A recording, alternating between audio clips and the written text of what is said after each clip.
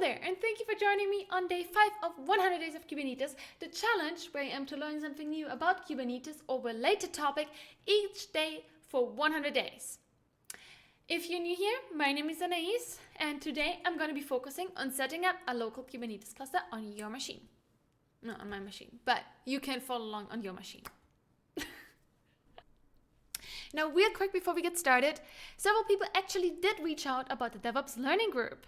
So I thought to make it more scalable, let's use a different tool other than Telegram, where we can share content in an easier format and better communicate long term. So if you're interested in joining, sharing interesting content, being part of a learning community related to the DevOps and cloud space, do reach out to me on Twitter and I can add you. Now let's get started with the content. So in this case, I'm going to base this most or all of this recording on my notes of day 5, which you can find also linked below. They are from my public Notion page where I record everything related to DevOps, all of my learning resources, everything I check out, all of my notes, etc.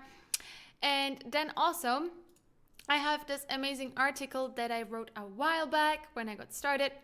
Actually not a while back, 3 months or so.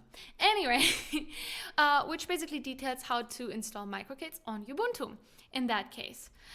Instead of using Microkits, you could also be using something like Kind, which is a similar tool which basically runs a local Kubernetes cluster.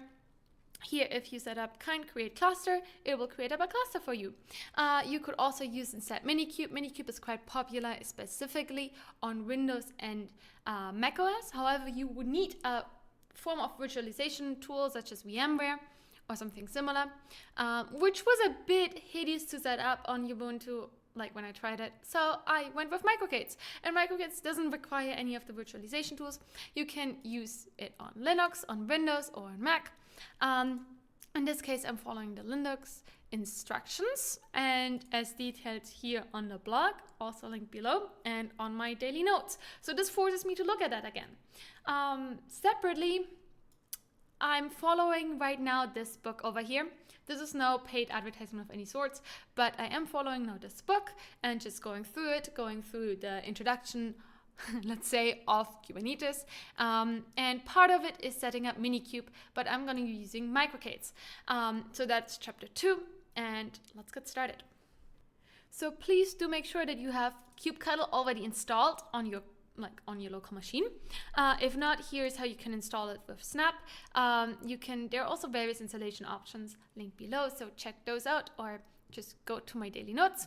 And now we're going to get started with installing Microkits, also through Snap. So that's quite easy. We just plug and play, put those commands in there, and they're going to install it. So this might take a few seconds to set up, actually. So let's fast forward when it's done. Let me see. Microkits. Okay.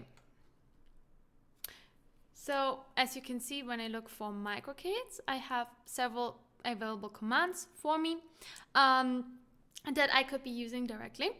Now we're not going to follow these, but we do want to add Microkits together with Cuddle in.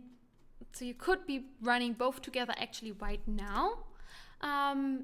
If you do that, if you say Microkits Cuddle get notes, it will display you the notes you have running right now. In this case, it's just the Microkits node that you have running. However, you don't want to always type Microkits Cuddle. So we're going to add those commands together. And for that, you just go from your home directory into your kube directory. So we are already home. You can check that with PVD where you are if you don't know. And then we're going to cd into kube. And then we are here. And what do we have to do here? We want to use Microkits config. Microkits. And then here. Already did that. And now, let's cd out of it.